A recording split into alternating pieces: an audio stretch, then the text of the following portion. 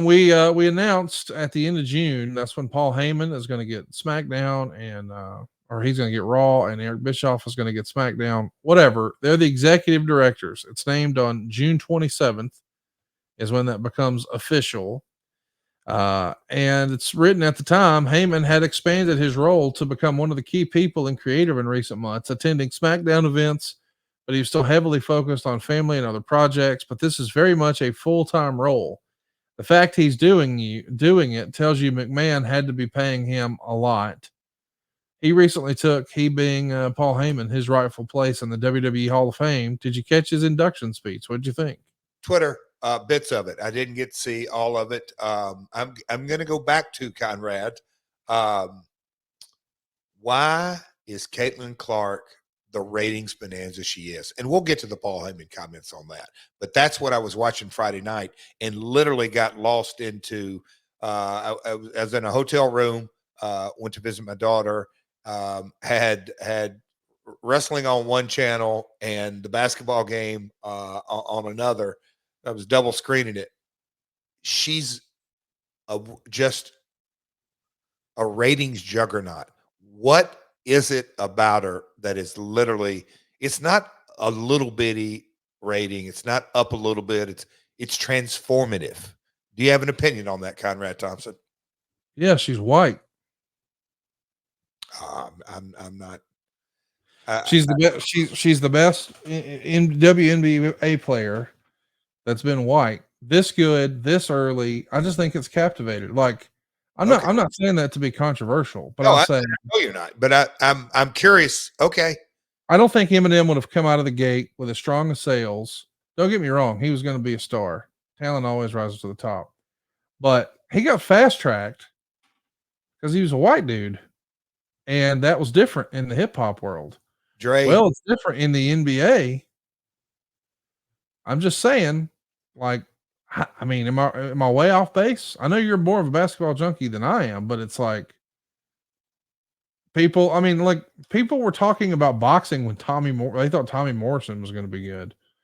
Like, yeah, Danica Patrick all of a sudden had a little bit of buzz as a race car driver. Like, what?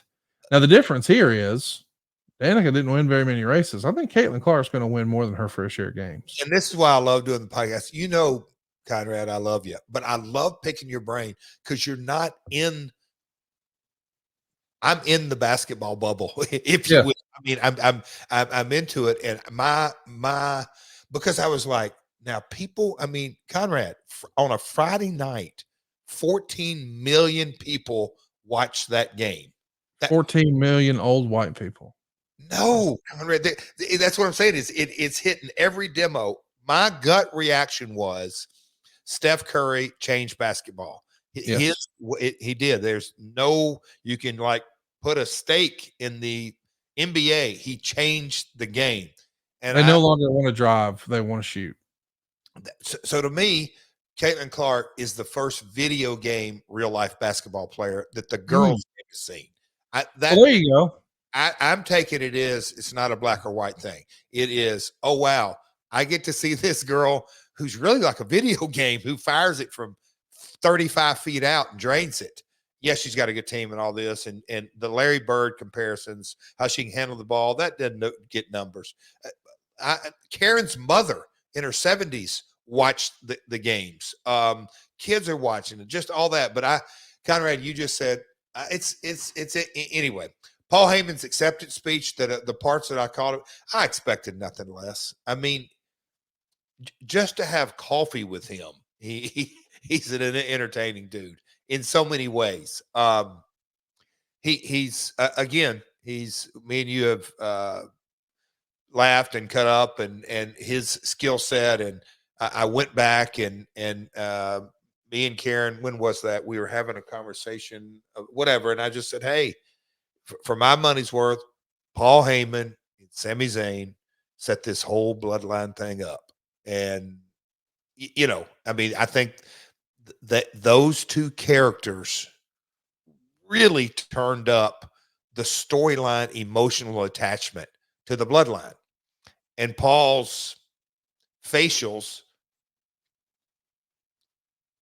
are irreplaceable to that character package. So if a man that has a gift of gab can do so much without talking, give him a live mic in that kind of setting that he's really blurring the lines between fact and fiction because it's about his entire life and in Philadelphia and the controversy or the perceived controversy, but also heading into WrestleMania weekend. Buddy, it was right in his wheelhouse and he delivered. No doubt he did. One of the better Hall of Fame induction speeches we'll ever see. And of course, in this era, 2019, Dave was giving him plenty of flowers. Not so much for Bischoff, saying basically, say what you want about Bischoff and a lot can be said, but he's always been a great television heel character. He would also say that hiring Bischoff, at least to Dave, means that perhaps Vince is not really paying attention to pro wrestling. And I found that interesting that this is really one of the first times that Dave would say, boy, maybe he's not got his finger on the pulse, just in the hiring of Bischoff. Here's the question from the Observer. The question becomes the hierarchy of everything. When Bruce Pritchard came back, the idea was set at first as he'd be the guy under Vince, which ended up not being the case. All right. The hierarchy had been Vince McMahon as the top guy, with Paul Levesque and Kevin Dunn as the other main guys, Dave Kapoor as senior vice president of creative, as well as Ed Koskey. Boy, things change and things stay the same. We've spent a lot of time over the years talking about Ed Koskey a little bit, but we haven't spent very much time at all talking about Dave Kapoor. I know you're familiar with Dave. What can you tell us about Kapoor? Love Dave Kapoor. It is a monumental task of managing, let's say, a team of 8 to 10 Raw writers and 8 to 10 SmackDown writers. And Dave would have to manage up, which is obviously Paul Levesque, obviously at the top, Vince, others in that, I'll call it fourth floor, that executive, but then he had to manage down and he had to interview writers and hire and fire writers and then manage teams. Dave's managerial, look, creative subjective, and Dave Kapoor can produce, he can write, he can put a show together with a blank piece of paper. He can do all that. But what my observations were is that Dave managed both teams, like I just said, going up corporately and going down, and with all the other departments in the organization. It's a 16-hour-a-day job to do right, and hats off to the dude that did it for years and years and years. Well said. He doesn't get his flowers. I'm glad we at least got to acknowledge him here. You spent some time around creative. This is the era where there's the rise of Becky Lynch working against Charlotte and Ronda Rousey. We're building towards Batista and Triple H at WrestleMania. It's Kurt Angle's retirement tour. What did you think of this whole brand split and what it did creatively? One half with Bischoff, one half with Heyman, at least for a little while. The amount of hours that were spent on the brand split. But when we'll call it the negative feedback that kind of Eric got, I always thought, and again, look, I voiced my opinion on his days in TNA, but as it related to the executive directors of both shows, I thought, okay, again, another growth process, that there's going to be a fully dedicated all the way up to all the relationships with Fox and all the relationships with Peacock, called Comcast or NBC at the time, just kind of managing all the teams. It was a very much corporate structure. So you could just kind of see how that went. And then the draft and the separation of the rosters, and it was very laborious. Lots of time spent. But as it rolled into Mania the next year, and so that's the 2020. Is that 2020 Mania or 2019? I'm what you just mentioned, Batista. 2019. 2019, yeah. Okay, coming out of that is when all the draft stuff went in. But no, so I don't know what your specific question was, but again, building toward, and I know I've said this a few times, during my time there, I don't want to say it was dominated, but much of it was the new SmackDown relationship and being ready for it and then executing it once it came online is a big deal, a really big deal. Network TV on Fridays. We're trying to figure out what the hell happened to Eric Bischoff. I think he's still trying to figure it out. He was let go after just 2 episodes of SmackDown on Fox. And Meltzer, boy, he's critical. Bischoff was unfamiliar with the talent and many of the business changes when he arrived. In very short order, it had become more how the company would make the inevitable move and handle it publicly after pushing so strong to investors about the value of his hiring.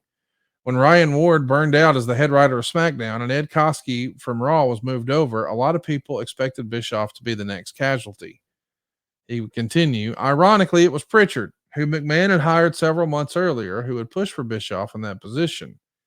Pritchard, like Bischoff, was a product of the pro wrestling in the 80s and 90s. He also had a reputation, most noted during his brief period with MLW, of being dated in his approach to wrestling. It was noted to us by MLW officials how much more in tune with current wrestling and relating to modern talent that Jim Cornette was than Bruce Pritchard when both performed similar duties in that company. Yeah, I don't know why anybody thinks Bruce Pritchard is good at wrestling. What was that? Last night was the largest WrestleMania of all time? Okay. Anyway, let's move on. What was that? Raw's got its biggest gate ever tonight. Oh, the biggest ever last Wednesday or last Monday. Okay. All right. Wait, and what's that? Sponsorship revenue higher than ever? Wait, and social media higher than ever? And more ticket sales than ever? You're right. Bruce doesn't know fuck all about wrestling. What are we doing? Conrad, I don't understand how, like, it's just really now just clicking for me reading this. When everything that Bruce says is wrong and terrible and awful, you know the rest of the story. Boy, the chickens are coming home to roost. It's wild. It's bizarre. But I used to get, and look, we all do it from time to time. It's in every walk of life, Conrad. Every walk of life now. There's a lot of confusion out there. Know-it-alls who don't know shit. Yeah, well, that's called confusion. I don't know what it is, but I mean, it's just now clicked for me, like recording this as I'm reading that back, like as I'm just reading on and on and on about what a stupid dumbass Bruce Pritchard is and how, you know, he doesn't keep up with wrestling anymore and it's passed him by and blah, blah, blah. What? Connie, and here's what's, gosh almighty, and this is, look, it's life. But the amount of conversations that I had with my dad and hearing those voices and a Jerry Lawler conversation when I'm, you know, just at different stages and gosh, even nothing replaces experience and wisdom. Nothing. I mean, literally nothing. Now, should I or anyone else, Bruce or whatever, get on their high horse and stand on their platform and say we're know-it-alls? No. But there's a real simplistic term. If you've experienced something, you got a little wisdom. Are you know-it-alls? No. But hey, let's talk about, that's the thing. Let's talk about it and let me share my experience. And, you know, in so many ways, Conrad, not to get into recovery talk, that's what recovery is all about. Hey, man, I'm going to share my experience of what happened to me. And then I'm going to tell you my strength of how I persevered and turned a loss into a victory. And out of that, I'm hoping I give you hope that you can do the same. But it all starts with experience. Nothing replaces experience. Nothing. In life, in business, in family relationships, in business relationships. I mean, it's just. Listen, it really clicked for me that the tribalism that exists in wrestling was born out of the Wrestling Observer newsletter. Conrad. No, I'm being sincere. That just now clicked for me. I know I'm a little slow on the uptake every now and again, but goodness gracious, it's like Dave's been telling everybody for so long what's good and what's bad that people forgot to actually pay attention and make a decision for themselves. And people who are voting for themselves with their wallet say Bruce Pritchard knows a thing or two about wrestling. And all, like, for me, I've never, like, you don't even entertain, like, you're going like, what are you talking about? That's how the business was built, on wisdom and knowledge. And then, hey man, we're going to see something that worked. And oh my God, Stone Cold Steve Austin said 316. Let's roll with that. That was good. Did you hear the people respond? It's not any kind of magic elixir, but it's so bizarre, kind of what you just said, that, oh, Connie, the simple terms, and let's keep having fun here. Wouldn't you like to have $100 bill or a $50 bill for every time you've heard people say, I hated Jeff Jarrett. Oh gosh, yeah. Well, he's an idiot.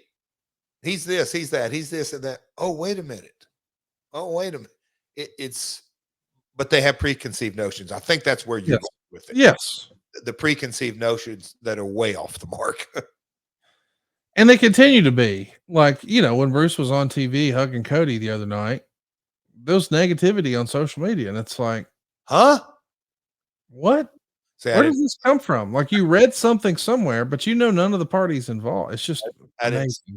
Oh boy. Listen, here's what's written. Pritchard, 56, and Ed Koskey, the former head writer of Raw, will be the key people driving SmackDown. Bischoff, Pritchard, and Koskey had been the same ones running the brand since July.